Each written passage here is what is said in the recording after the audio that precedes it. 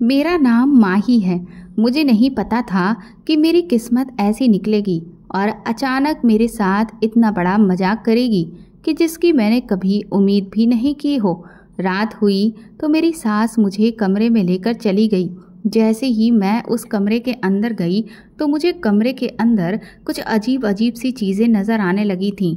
मैंने नज़र दौड़ाकर चारों तरफ देखा तो उस कमरे में जाने के बाद मुझे ऐसा लग रहा था जैसे मैं किसी गलत जगह पर आ गई हूँ।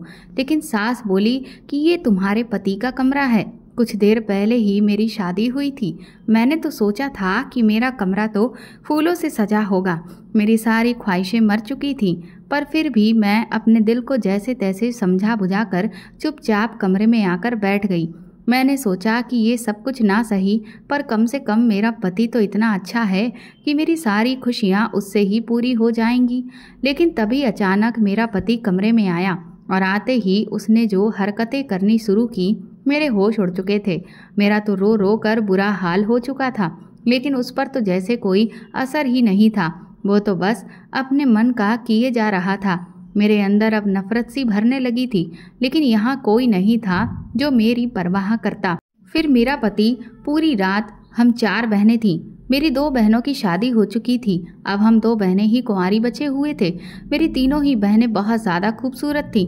मुझसे मेरी 2 बड़ी बहनें थीं और मैं तीसरे नंबर की थी। मेरे बाद मुझसे एक छोटी बहन और थी, लेकिन फ़र्क इतना था कि मेरी सबसे छोटी वाली बहन बहुत ज़्यादा खूबसूरत और पतली थी और मैं बदसूरत होने के साथ साथ बहुत मोटी और भद्दी दिखती थी। मेरी बड़ी 2 बहनों की शादी काफ़ी सालों पहले हो चुकी थी।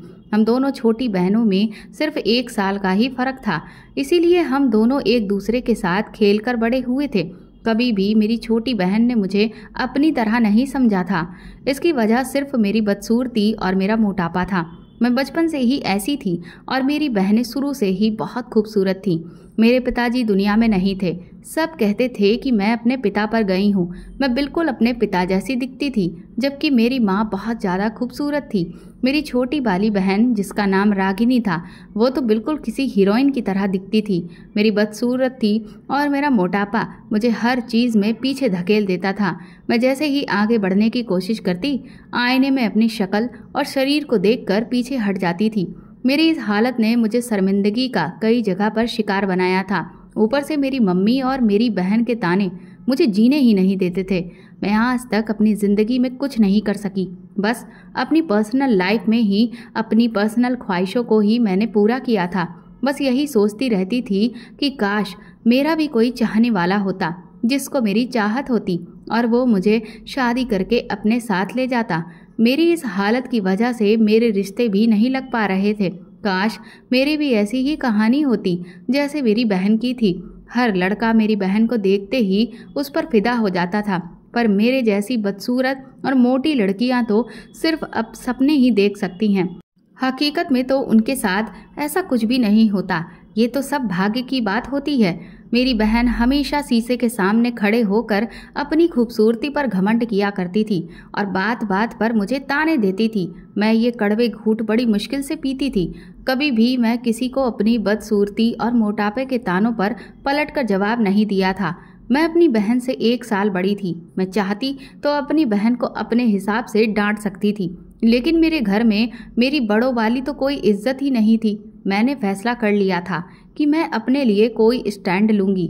रागिनी ज़्यादा खूबसूरत थी, इस वजह से मेरी मम्मी उसे घर में ही रहने देती थी, जबकि मम्मी मुझे जॉब करने की राय देती थी, क्योंकि हमारे घर में कोई कमाने वाला मर्द नहीं था। पहले तो मेरी मम्मी लोगों के घरों में जाकर काम किया करती थी, लेकिन अब उनकी तबीयत खराब रहने लगी थी, तो इसीलिए उनका ध्यान मुझ पर जाता था कि मैं कोई जॉब कर लूं। मैं पढ़ी लिखी थी और शुरू से ही डॉक्टर बनना चाहती थी। मैं डॉक्टर तो नहीं बन सकी, लेकिन मैंने नर्सिंग की जॉब शुरू कर दी थी। मुझे काम मिल गया था और इसी तरह से जॉब करते करते हमारे घर के हालात काफ़ी बेहतर हो गए थे। एक दिन मुझे एक बड़े घर में एक पेशेंट का ध्यान रखने के लिए जाना था। मेरी ड्यूटी वहाँ पर सुबह 11 बजे से लेकर शाम के 6 बजे तक होती थी। मैं उस दिन बहुत ही खुश थी। ये बहुत बड़ा बंगला था। ये एक औरत थी जिनकी तबीयत खराब रहती थी और उन्हें हमेशा एक नर्स की ज़रूरत होती थी, इसीलिए उन्होंने मुझे नौकरी पर रख लिया था। मैंने सुना था कि मैडम के 2 बेटे हैं, लेकिन मैंने नोटिस किया था कि सिर्फ एक लड़का ही मैडम के साथ रहता था। वो लड़का बहुत ही स्मार्ट था और मेरी उम्र का था। मैं जब भी उस लड़के को देखती तो मेरी यही चाहत होती कि काश मेरी शादी इसी तरह के किसी स्मार्ट लड़के से हो। पर मैं जानती थी कि मेरे साथ ऐसा बिल्कुल भी नहीं होगा, क्योंकि मेरी बदसूरती थी और मेरा मोटापा भी मेरी जिंदगी के बीच में टांग अड़ा दिया करता था। मुझे यहाँ पर नौकरी करते हुए काफ़ी दिन हो गए थे। एक दिन मेरी बहन रागिनी मुझसे बहुत जिद करने लगी कि मैं भी तुम्हारे साथ तुम्हारी मैडम का ख्याल रखने के लिए चलूँगी। मेरी मम्मी ने उसे सख्ती से मना किया कि तुम वहाँ पर नहीं जा सकती, इस तरह से तो माही के काम में भी रुकावट आ सकती है। तुम घर पर ही रहो, ये काम माही का है तो वो खुद कर लेगी, और फिर जो पैसे आते हैं उनमें से आधे पैसे मैं तुम्हें भी तो देती हूँ, तो तुम्हें किस बात की फिक्र हो रही है। अपनी मम्मी की बात सुनकर मैं हैरान रह गई कि मेरे कमाए हुए पैसे मेरी मम्मी रागिनी को देती हैं, लेकिन आज तक उन्होंने मुझे मेरी कमाई का 1 रुपया तक नहीं दिया था, जबकि मेरे भी तो बहुत खर्चे थे। क्या हमेशा सारी सख्तियाँ मुझे ही बर्दाश्त करनी हैं? जबकि रागिनी को तो मम्मी घर से बाहर ही नहीं निकलने देती थी। पर रागिनी मेरे साथ उस बड़े बंगले पर जाने के लिए बहुत जिद करने लगी। उस दिन तो मैं रागिनी को जैसे तैसे टाल दिया था, लेकिन एक दिन मम्मी की तबीयत अचानक बहुत ज़्यादा खराब हो गई और मम्मी दवाई खाकर सो गई। उस दिन रागिनी को अच्छा मौका मिल गया और उसने मुझसे कहा कि माही, मैं तुम्हारे साथ आज तुम्हारी मैडम के बंगले पर जाना चाहती हूँ। मैं भी देखना चाहती हूँ कि बड़े लोगों की लाइफ स्टाइल कैसी होती है। उसका इरादा जानकर मैंने उससे कहा कि अगर मम्मी को इस बारे में पता चल गया तो वो तुम्हें तो कुछ नहीं कहेंगी, लेकिन मुझे बहुत ज़्यादा डांटेंगी। इसीलिए मैं बिल्कुल भी नहीं चाहती कि मैं तुम्हें अपने साथ बंगले पर लेकर जाऊं। रागिनी कहने लगी, तुम अपने काम से काम रखो, मैं भी तो पढ़ी लिखी हूँ, मैं भी तो नर्स की नौकरी कर सकती हूँ। मैं तुम्हारी वजह से मैडम के घर नहीं जा रही, बल्कि अपनी वजह से जा रही हूँ। वो ज़बरदस्ती करके मेरे साथ मैडम के बंगले पर चली गई। मैडम ने जब मेरे साथ रागिनी को देखा तो कहने लगी, माही, ये तुम्हारी बहन है? तुम दोनों बहनों में तो ज़मीन आसमान का फ़र्क है। मैडम तो मेरी बहन से बहुत खुश हुई थी और रागिनी को अपने साथ बिठाने लगी थी। उनका कहना था कि तुम मुझे टाइम पर दवाइयाँ देकर मेरा इलाज कर रही हो, लेकिन तुम्हारी बहन तो अपनी बातों से ही मेरा इलाज कर रही है। उन्हें रागिनी बहुत पसंद आई थी और इधर जब मैडम को मुझे कोई काम होता तो भी वो मुझे बुलाती थी। अब मेरी बहन हर दिन मेरे साथ मैडम के बंगले पर आने लगी थी। इस टाइम तक मेरी मम्मी दवाई खाकर सो रही होती थी। ऐसा कहना गलत नहीं होगा कि वो मैडम की पर्सनल लाइफ में इंटरफेयर करने लगी थी। मैं तो बस एक नर्स के तौर पर वहाँ पर टिकी हुई थी। रागिनी को मैडम के घर की और उनकी फैमिली के हर मैटर के बारे में अच्छी तरह से जानकारी हो गई थी, क्योंकि मैडम मेरी बहन से अपनी हर बात शेयर करने लगी थी। एक दिन मैंने देखा कि मेरी बहन कमरे में बैठी हुई ना जाने क्या सोच रही थी। उसके चेहरे की रंगत में मुझे कुछ अजीब सा नज़र आ रहा था। मैंने जैसे ही अपनी बहन को देखा तो मैं हैरान रह गई थी, क्योंकि मेरी बहन जब भी मैडम के घर से आती तो बहुत ज़्यादा खुश नज़र आती थी। मैं उससे इस सब की वजह पूछती तो वह मेरी किसी भी बात का कोई जवाब नहीं देती थी। अब तो वो हर रोज़ मेरे साथ मैडम के बंगले पर चली जाती थी। एक दिन मेरी नज़र रागिनी पर गई। वो इस बंगले के कोने वाले रूम में बैठी हुई थी, जबकि उसके साथ कमरे में कोई और भी मौजूद था। मुझे यहाँ पर नौकरी करते हुए काफ़ी टाइम हो गया था, लेकिन अभी तक मुझे किसी भी कमरे में जाने की परमिशन नहीं थी, इसीलिए मैं कमरे के अंदर नहीं जा सकी। अभी तक मैं बंगले के किसी भी कमरे में नहीं गई थी, सिर्फ मैडम के कमरे से ही मैं मतलब रखती थी। मैं जब घर गई तो फ़ौरन मैंने आते ही सबसे पहले अपनी बहन से ये सवाल किया कि तुम उस कमरे में क्या कर रही थी और तुम्हारे साथ वहाँ पर कौन था। वो कहने लगी, प्लीज़ माही, तुम अपने काम से काम रखो, मैं जो मर्जी चाहे करूँ, तुम्हें इससे क्या मतलब। मैं हैरान हो गई थी। मैंने उससे कहा, अगर तुमने मुझे नहीं बताया तो मैं सारी बात सच सच मम्मी को बता दूंगी कि तुम छुप छुप कर मेरे साथ मैडम के बंगले पर जाती हो। मेरी बात सुनकर तो वो डर से कांपने लगी थी, क्योंकि वो अच्छी तरह से जानती थी कि अगर मम्मी को ये बात पता चल गई तो उसकी काफ़ी धुलाई होगी। वो कहने लगी, प्लीज़ माही, ऐसा मत करो, मैं तुम्हें सारी बात बता देती हूँ। उसने फिर मुझे जो बताया उसे सुनकर के तो मुझे अपने कानों पर विश्वास नहीं हो रहा था। और मेरे होश पूरी तरह से उड़ चुके थे। मैंने रागिनी से कहा कि तुम ये सब कुछ क्या कर रही हो। मैं हैरान रह गई थी। मैंने उससे कहा कि मैं कभी नहीं सोच रही थी कि तुम इस तरह की भी हरकत कर सकती हो। तुम्हें पता भी है, अगर मैडम को इस बारे में पता चल गया तो खैर नहीं है। मैंने रागिनी से कहा कि तुम्हें पता भी है तुम ये क्या कर रही हो, ये हमारी इज्जत का सवाल है, प्लीज़ तुम ऐसा मत करो। रागिनी कहने लगी, देखो मैं खुद कुछ भी नहीं कर रही, उस लड़के ने ही मुझे बुलाया था और जब मैं उसके पास गई तो वो कहने लगा कि वो मुझसे प्यार कर बैठा है। फिर मैं क्या करती, मैंने भी उसे अपना मोबाइल नंबर दिया और कह दिया कि मैं शाम को फ्री होती हूँ, इसीलिए वो मुझे शाम को कॉल करता है और रात को मैसेज करके हम बातें करते हैं। रागिनी की ये बातें सुनकर तो मेरा पूरा शरीर डर से कांपने लगा था। मैं जानती थी कि मेरी बहन ऐसी ही है, अगर कोई उसकी खूबसूरती की तारीफ कर देता है तो उसका दिमाग आसमान पर चढ़ जाता है। उस लड़के ने भी ज़रूर मेरी बहन की तारीफ की होगी और मेरी बहन उसकी बातों में आकर उससे बातें करने लगी और उसने मैडम के बेटे को फंसा लिया। पर मेरी बहन का कहना था कि पहल तो मैडम के बेटे ने ही की है, जिसकी वजह से मैं भी खामोश हो गई थी। अब मेरी बहन हर रोज़ मेरे साथ बंगले पर जाती थी। मैं जैसे ही मैडम के बेटे को देखती तो वो मेरी बहन को देखकर मुस्कुरा रहा होता था। ये देखकर तो मुझ में एक जलन सी पैदा होने लगी थी कि काश मैं भी खूबसूरत और पतली होती, अपनी बहन के जितनी सुंदर होती तो मेरी भी एक अलग ही दुनिया होती। हर लड़का मुझे भी प्रपोज करता और मेरी खूबसूरती की तारीफ करता, लेकिन सच में तो ऐसा कुछ भी नहीं था। मैं इग्नोर कर दिया और मैं मैडम के रूम में उनके पास चली गई थी। मैंने अपनी बहन को काफ़ी समझाया था कि कहाँ हम गरीब लोग और कहाँ मैडम का अमीर बेटा, तुम दोनों का कोई मेल नहीं है। वो मुझ पर गुस्सा करने लगी और कहने लगी कि तुम शुरू से ही मुझसे जलती रही हो, तुम नहीं चाहती कि मैं अपनी ज़िंदगी में खुश रहूं, तभी तो तुम ऐसी बातें कर रही हो। और देखना मैं मैडम से खुद बात करूंगी कि वो मेरी शादी अपने बेटे से करवा दें, क्योंकि उनका बेटा मुझसे बहुत प्यार करता है। मैंने रागिनी से कहा, तुम मैडम से ऐसी कोई भी बात नहीं कहोगी, अगर उन्हें गुस्सा आ गया तो वो हमें नौकरी से भी निकाल सकती हैं। ये कहकर मैं खामोश हो गई, क्योंकि मैं जानती थी कि अगर मैंने उसे और समझाने की कोशिश की तो उसे यही लगेगा कि मैं उससे जल रही हूँ, जबकि मैं तो उसका भला ही चाहती थी। एक दिन रागिनी बहुत परेशान नज़र आ रही थी। वो मेरे साथ बंगले पर नहीं गई।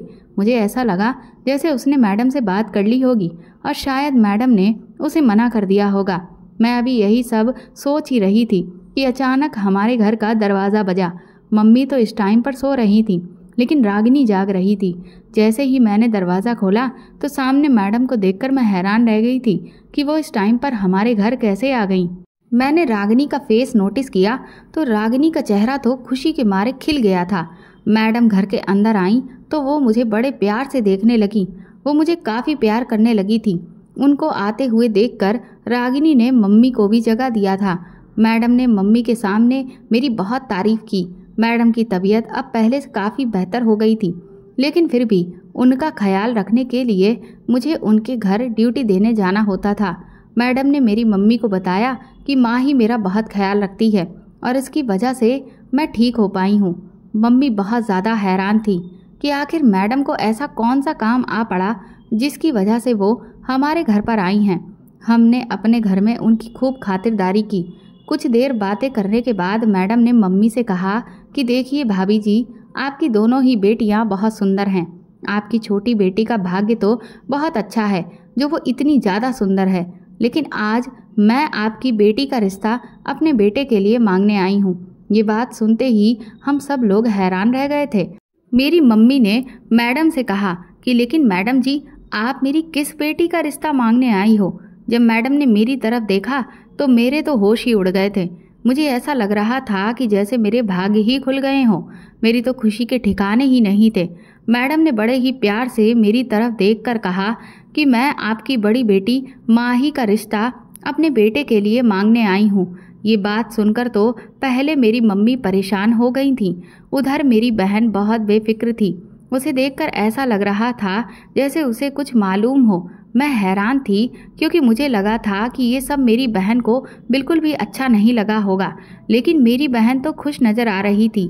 मेरी मम्मी ने जैसे ही रागिनी को खुश होते हुए देखा तो उन्होंने मैडम से कहा, ठीक है, मुझे ये रिश्ता मंजूर है, इस तरह मेरा रिश्ता मैडम के बेटे के साथ तय हो गया और ये मेरी ज़िंदगी का सबसे बड़ा दिन था। पर मैं कहाँ जानती थी कि मेरी ज़िंदगी का सबसे बड़ा दिन नहीं बल्कि मेरी ज़िंदगी का सबसे बुरा दिन है। इसके बाद मेरी किस्मत और भी बदल जाएगी। मेरा ना जाने और किन किन परेशानियों से सामना होना था ये तो मैं भी नहीं जानती थी। मेरी शादी की तैयारी होने वाली थी और मैं दिल ही दिल में अपने और अपने होने वाले पति के बारे में सोच सोच कर खुश होने लगी थी, क्योंकि मुझे मैडम का बेटा पहले से ही अच्छा लगता था। मेरे इस रिश्ते से रागिनी भी खुश थी। इसी वजह से मैं बेफिक्र हो गई थी और मुझे भी अपनी बहन से अब कोई ऐतराज नहीं रहा था। वो मेरी शादी की खूब शॉपिंग कर रही थी। मेरा भी हर सामान अपनी पसंद से लेकर आ रही थी और मेरी सास के साथ वो खुद ही मेरी शादी के कपड़े सिलेक्ट करने गई थी। और फिर कुछ दिन बाद ही मेरी शादी का दिन भी आ गया था। रागिनी बहुत खुश थी, बल्कि रागिनी ने ही मुझे तैयार किया था। और फिर मेरी शादी मैडम के बेटे के साथ हो गई थी। सारे मेहमान चले गए थे। जब मैडम मुझे मेरे कमरे में लेकर गईं तो वो कमरा देखकर मैं हैरान रह गई और आंखें फाड़ फाड़ कर कमरे को चारों तरफ से देख रही थी। इस कमरे को देखकर मुझे अपनी आंखों पर विश्वास नहीं हो रहा था कि ये कमरा किसी नई नवेली दुल्हन का नहीं बल्कि किसी बच्चे का कमरा लग रहा था। और मैं सोच रही थी कि मुझे इस बच्चे के कमरे में क्यों लाया गया है। ये कमरा तो हर तरफ से बच्चों के खिलौने से भरा हुआ था। मुझे समझ नहीं आ रहा था कि मैडम मुझे मेरे कमरे में क्यों नहीं लेकर जा रही हैं। मैं बड़ी बेचैनी भरी नज़रों से मैडम की तरफ देख रही थी और उनसे कहा कि ये किसका रूम है मैडम। मैडम ने कहा तुम अब इसी कमरे में रहोगी। मैंने कहा लेकिन मैडम मैं तो अपने पति के साथ रहना चाहती हूँ।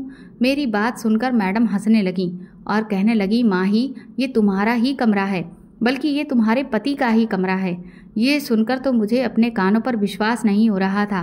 मैं इस कमरे को फिर से चारों तरफ घूम घूम कर देखने लगी। हर तरफ मुझे खिलौने और बच्चों के इस्तेमाल की चीज़ें ही नज़र आ रही थीं।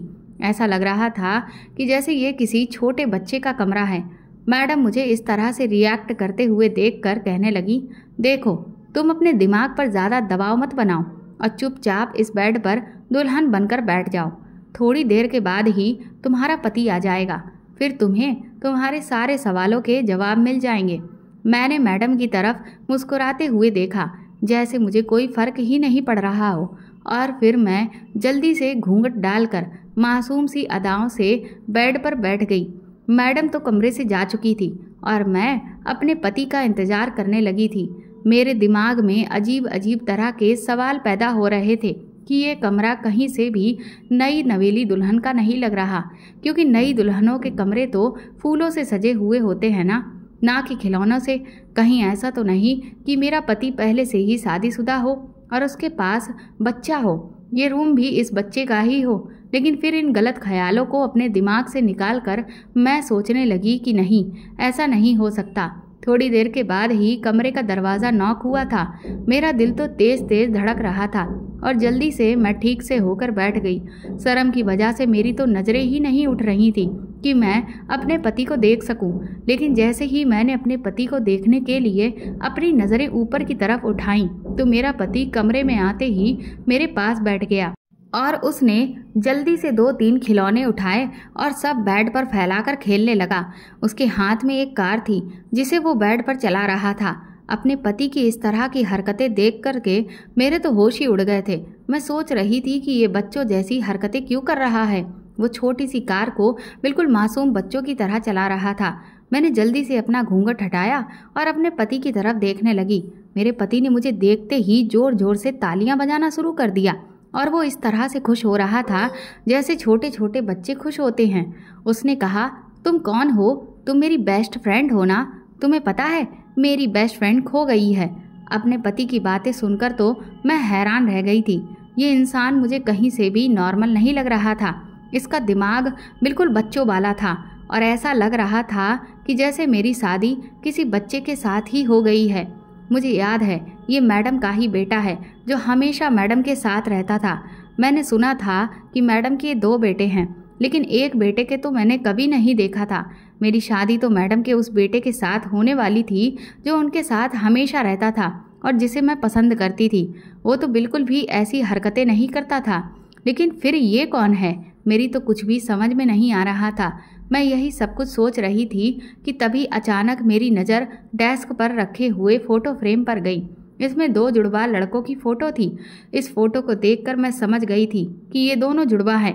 ये मैडम का दूसरा बेटा है, जिनकी शक्ल बिल्कुल मैडम के उस लड़के के साथ मिलती है जिसको अक्सर मैंने देखा था। मैडम का दूसरा बेटा मेरे सामने मौजूद था। इसका मतलब ये था कि मेरे साथ धोखा किया गया था। उसकी हरकतें देखकर मेरा दिल जोर जोर से धड़क रहा था। वो मेरे पास आकर कहने लगा, बेस्टी तुम बहुत प्यारी लग रही हो। मेरी मम्मी ने बताया था कि आज मेरी शादी होने वाली है और मुझे मेरे साथ खेलने के लिए एक बेस्ट फ्रेंड मिलने वाली है। तुम ही वो बेस्ट फ्रेंड हो जो मेरे साथ खेला करेगी। मैं जल्दी से गुस्सा होकर बेड से उठी और उसे कहने लगी, ये तुम क्या कह रहे हो? कैसी बातें कर रहे हो? तुम होश में तो हो? जबकि वो मेरी इतनी तेज आवाज़ सुनकर सहम गया और खामोश हो गया। फिर वो मुंह बनाते हुए कहने लगा, बेस्टी तुमने मुझे डांटा है। मैं तुम्हारी शिकायत अपनी मम्मी से करके आता हूँ। मैं समझ गई थी कि मैडम का दूसरा बेटा दिमागी तौर पर बिल्कुल भी ठीक नहीं है और उसी के साथ मेरी शादी हुई है। लेकिन इतना घिनौना खेल मेरे साथ रचाया गया था, मैंने कभी ऐसा सपने में भी नहीं सोचा था कि मेरे साथ इतना बड़ा धोखा भी हो सकता है। मेरा दिमाग बुरी तरह से चकरा रहा था। मेरा दिल तो कर रहा था कि मैं अभी और इसी वक्त मैडम के पास जाऊं और उनसे चिल्लाकर कहूं, क्या मेरी इतनी ही औकात थी कि उन्होंने अपने पागल बेटे के साथ मेरी शादी कर दी और मुझसे पूछा भी नहीं।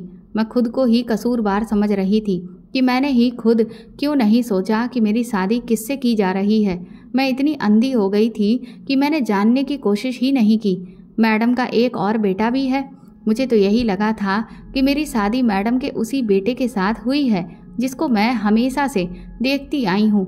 लेकिन अचानक से उसकी इस शकल वाले पागल बेटे को देखकर तो मैं हैरान रह गई थी और मैं ये भूल गई थी कि मैं इतनी बदसूरत और मोटी हूँ कि मैं उनके इतने स्मार्ट लड़के के साथ कैसे रहूँगी। वो लड़का मुझे डिज़र्व नहीं करता। मेरे लिए तो शायद इस पागल लड़के जैसा ही पति डिज़र्व करता था जिसके साथ मेरी अब शादी हो गई थी। मैंने बिल्कुल इस बारे में नहीं सोचा और यही समझा था कि मेरी शादी उसी के साथ हो रही है जिसे मैं पसंद करती थी। ये चेहरा तो वही था, लेकिन ये वो इंसान नहीं था। मेरी गलतफहमी का पर्दा मेरे सामने से उठ गया था। अब मेरे सामने सच्चाई थी। मैंने ये क्यों नहीं समझा कि मैडम के 2 जुड़वा बेटे भी हो सकते हैं। मैं ऐसा नहीं कर सकती थी कि अपना गुस्सा अपने इस पागल पति पर निकालती और मेरी गलती ये मेरा पागल पति अपनी माँ को बता देता। मैंने अपने पागल पति का हाथ पकड़ा और उससे प्यार से कहने लगी, मुझसे गलती हो गई है। मेरी शिकायत अपनी मम्मी से मत करना। मैंने अपने हाथ जोड़ लिए, कान पकड़ लिए और कहा कि प्लीज़ मुझे माफ़ कर दो। मैंने तुम्हें डांट दिया है, लेकिन मैं आगे से तुम्हें कभी नहीं डांटूंगी। और तुमने ठीक कहा, तुम्हारी शादी तुम्हारी बेस्टी के साथ हुई है। मैं तुम्हारी बेस्टी ही तो हूँ। देखो तुम्हारी बेस्टी कितनी प्यारी लग रही है और तुम्हारी बेस्टी अब तुम्हारे साथ ही खेला करेगी। मैं अंदर ही अंदर अपनी किस्मत पर रो रही थी। मैंने कभी नहीं सोचा था कि ऐसी बातें भी मुझे अपने पति के साथ करनी पड़ेंगी। मेरे पति ने जैसे ही मेरी बातें सुनी वो खुशी से उछलने लगा और कहने लगा था कि थैंक यू मेरी बेस्टी, चलो हम दोनों खिलौनों के साथ खेलते हैं। मैं दिल ही दिल में खून के आंसू रो रही थी। वो रात तो मेरी जैसे तैसे गुजर गई थी। अगले दिन जैसे ही मेरी आंख खुली तो मेरी बहन आई हुई थी। मैंने उसे नफरत भरी नज़र से देखा। वो मुझे बहुत खुश नज़र आ रही थी। वो मेरे पास आकर कहने लगी, माही तुम्हारी रात कैसी गुजरी है अपने पागल पति के साथ? ये कहकर वो खूब ज़ोर ज़ोर से हंसने लगी। इसका मतलब कि वो मेरे जख्मों पर नमक छिड़कने के लिए आई थी, जबकि मैं तो इतनी ज़्यादा परेशान थी और यही सोच रही थी कि मुझे अपनी बहन की बातों का बुरा नहीं मानना चाहिए। बस इसी वजह से मैं खामोश रही थी। अचानक उस लड़के की आवाज़ आई जिसके साथ मैंने अपने सारे सपने सजाए थे। वो मेरे पति का भाई था जिसकी शक्ल हूबहू मेरे पति से मिलती थी। उसके बोलने के अंदाज से मैं सोच में पड़ गई थी कि मैं तो इससे शादी करना चाहती थी, लेकिन मेरी शादी इसी की शक्ल जैसे पागल लड़के के साथ हो गई है। उसने मेरी बहन से कहा, अब तो तुम्हारा रास्ता साफ हो गया है। अब देखना, मैं जल्द से जल्द तुमसे शादी कर लूँगा और फिर तुम इस घर में राज करोगी। ये सुनकर तो मेरे पैरों तले से ज़मीन निकल गई। मैं जान गई थी कि ये सब कुछ मेरी बहन का ही किया धरा है। उसी ने ही इस शर्त पर मेरी शादी उस पागल लड़के से करवा दी थी। ताकि वो अपनी पसंद से इस लड़के के साथ शादी कर सके। मैं हैरान हो गई थी, लेकिन अब मैं और ये सब कुछ खामोशी से बर्दाश्त नहीं कर सकती थी। अचानक मैं उठी और अपनी बहन को झंझोड़ कर कहने लगी कि तुम क्या सच में मेरी बहन हो? क्या हम दोनों सगी बहनें हैं? तुमने तो मेरी ज़िंदगी बर्बाद ही कर दी है। मुझे नहीं पता था कि तुम मेरे साथ इतनी बड़ी चाल भी चल सकती हो। तुमने ही धोखे से मेरी शादी इसके पागल भाई के साथ करवाई है ना? तुम जानती थी कि इसकी शकल जैसा इसका एक और भाई है और वो पागल है, लेकिन फिर भी तुमने ये सब कुछ होने दिया। रागिनी कहने लगी कि हाँ, मैं तुम्हारी शादी अपने होने वाले जेठ के साथ करवाई है, क्योंकि मैडम ने शर्त रखी थी कि वो सबसे पहले अपने बड़े बेटे की शादी करेंगी। अब दिक्कत यही थी कि उनका बड़ा बेटा तो पागल है, जिसका रिश्ता नहीं लग पा रहा था और ना ही कभी उसकी शादी हो सकती है। जैसे हमारे घर में तुम्हें ही देख लो, मैं इतनी खूबसूरत हूँ, लेकिन तुम मेरी बड़ी बहन हो। तुम इतनी बदसूरत और मोटी भद्दी सी दिखने वाली लड़की मेरी बड़ी बहन हो, जिसकी वजह से मम्मी मेरा रिश्ता नहीं करना चाह रही, क्योंकि मुझे शादी करने का बहुत शौक है और बहुत ही जल्दी भी है। मैं तो रजत से प्यार करती हूँ। अब जैसी कंडीशन हमारे घर पर थी, ऐसी ही कंडीशन रजत की फैमिली में भी थी। जब मैडम हमारे यहाँ अपने बड़े और पागल बेटे का रिश्ता तुम्हारे लिए लेकर गई, तो मम्मी ने आसानी से तुम्हारे रिश्ते के लिए हाँ करती थी। मैडम की तो बहुत बड़ी परेशानी हल हो गई थी। वो तो वैसे भी अपने बड़े बेटे से बहुत प्यार करती हैं। वो पागल हैं, उसे लोग पागल कहते हैं तो उन्हें बहुत तकलीफ होती है। इसीलिए तो उन्होंने अपने पागल बेटे को शुरू से ही किसी के सामने आने नहीं दिया है। अब वो बंद कमरे में ही जवान हो गया, तो वो चाहती है कि वो सबसे पहले उसी की शादी करें, क्योंकि उनका बेटा रजत सुमित से 1 मिनट बाद है। इन दोनों की पैदाइश में 1 मिनट का फ़र्क है। मैडम तो मम्मी के इस रिश्ते से हाँ करने पर बहुत ज़्यादा खुश हो गई थी। उन्हें लगा कि उनके पागल बेटे की शादी एक नॉर्मल लड़की के साथ हो रही है, यही बहुत बड़ी बात है। वरना तुम जैसी को कौन अपने मुंह लगाता? तुम बदसूरत और रजत का भाई सुमित पागल, और तुम दोनों ही हम दोनों के रिश्ते में रुकावट पैदा कर रहे थे। इसलिए हम दोनों ने ही ये प्लान बनाया कि क्यों ना तुम दोनों की ही आपस में शादी करवा दी जाए। इस तरह से हम दोनों के आगे का रास्ता भी साफ हो जाएगा। हमारी शादी से पहले हमारे बड़े भाई बहनों की भी शादी हो जाएगी और फिर हम दोनों एक दूसरे से आसानी से शादी भी कर सकेंगे। रागिनी की बातें सुनकर तो मैं बुरी तरह से रोने लगी थी। मैं उसे कोसने लगी कि तुम फिक्र मत करो, तुम्हारे साथ भी एक दिन इतना ही बड़ा धोखा होगा। तुम देखना, मैं तुम्हें छोड़ूंगी नहीं। मैं ऐसी हूँ तो इसमें मेरी कोई गलती नहीं है। मुझे भी उसी भगवान ने बनाया है जिसने तुम्हें बनाया है। तुम फिक्र मत करो, मेरा भगवान तुमसे बदला लेकर ही रहेगा। मैं अपनी बहन को बुरा भला कहकर रोती हुई अपने कमरे में आ गई थी। इधर आई तो मेरा पागल पति अपने खिलौनों के साथ खेल रहा था। उसे देख देख कर तो मुझे और भी ज़्यादा गुस्सा आ रहा था और मैं सोचने लगी थी कि शुरू से लेकर अब तक मेरे साथ किस्मत ने काफ़ी मजाक किया है, लेकिन अब ये मजाक मैं सहन नहीं कर पा रही हूँ। मैं दरवाजे पर खड़ी हुई रो रही थी और मेरा पूरा चेहरा आंसुओं से भीगा हुआ था। मेरे पति का नाम सुमित था। जैसे ही सुमित की नज़र मुझ पर पड़ी, वो मेरे करीब आया और मेरे आंसू पोंछने लगा और कहने लगा, बेस्टी तुम क्यों रो रही हो? मैंने जल्दी से अपने आंसू साफ किए। वो कहने लगा, बेस्टी मैं समझ गया हूँ तुम रो रही हो। तुम्हें किसी ने मारा है या फिर तुम्हें किसी ने डांट लगाई है तो तुम मुझे बताओ, मैं मम्मी से उसकी शिकायत कर दूंगा। मैंने मुस्कुराकर सुमित से कहा कि नहीं नहीं सुमित, मुझे किसी ने नहीं डांटा है। मैंने सुमित के मासूम चेहरे की तरफ देखा। वो बिल्कुल छोटा सा बच्चा लगता था। उसकी उम्र तो 25 साल थी, लेकिन उसे देखकर कोई भी नहीं कह सकता था कि वो 25 साल का जवान लड़का है।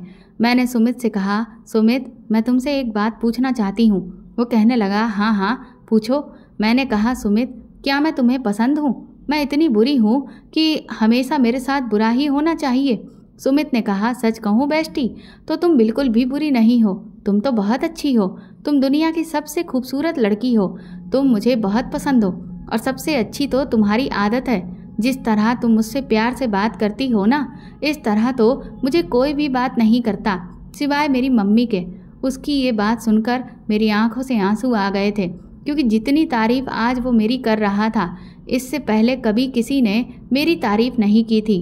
उसने मुझसे कहा, अरे बेस्टी तुम फिर से रोने लगी। उसने मुझे टिश्यू दिया और कहा कि अपने आंसू साफ करो। मैं अफसोस कर रही थी कि मेरी सारी ज़िंदगी अब ऐसे ही गुजरने वाली है और सोचने लगी थी शायद मेरी ज़िंदगी और सुमित की ज़िंदगी में कोई फ़र्क नहीं है। दुनिया उसे पागल कहती है और मुझे बदसूरत, इसीलिए हम दोनों का कॉन्सेप्ट अच्छा है। धीरे धीरे मेरा पागल पति मेरे बहुत काम आने लगा था। वो मेरा बहुत ख्याल रखता था, मुझे बहुत अच्छी तरीके से बात करता था, लेकिन मेरी ज़िंदगी बिल्कुल बर्बाद हो गई थी। एक दिन मेरा पागल पति मुझसे कहने लगा, बेस्टी तुम क्यों परेशान रहती हो? तुम्हें परेशान देखकर तो मैं भी परेशान हो जाता हूँ। तुम मुझसे कोई बात क्यों नहीं करती? क्या मैं बहुत छोटा बच्चा हूँ? तुम मुझसे सारी बातें शेयर किया करो। मैं उसकी ये बात सुनकर हैरान रह गई थी। मैं उसे पागल पागल कहती थी और फिर मैंने उसे जज्बात में आकर अपनी पूरी कहानी बता दी थी कि मेरी उससे शादी किस तरीके से की गई है। वो कहने लगा, इसमें गलती तुम्हारी बहन की नहीं है, इसमें तो गलती मेरे भाई की है। वो मेरे साथ भी ऐसा ही करता है, वो बहुत गंदा है। मैंने कहा, तुम्हारे भाई ने तुम्हारे साथ क्या किया है? उसकी ये बात सुनकर तो मैं हैरान रह गई थी। उसने कहा, भाई मुझे दवाई खिलाता है, कहता है कि तुम बिल्कुल मेरी तरह ठीक हो जाओगे। मैं दवाई नहीं खाना चाहता, लेकिन फिर भी वो मुझे ज़बरदस्ती दवाई खिला देता है और दवाई से मुझे कोई फ़र्क भी नहीं होता। जब से तुम आई हो भाई को कमरे में आने का मौका ही नहीं मिलता, लेकिन तुम अगर किसी काम में लग जाती हो तो भाई मुझे दवाई खिला देता है। मैंने उससे कहा, सुमित तुम्हारा भाई तुम्हें कैसी दवाई खिलाता है? क्या तुम मुझे वो दवाई दिखा सकते हो? तो वो फ़ौरन ही अपनी अलमारी के पास गया और दवाई का बैग उठाकर मेरे पास ले आया।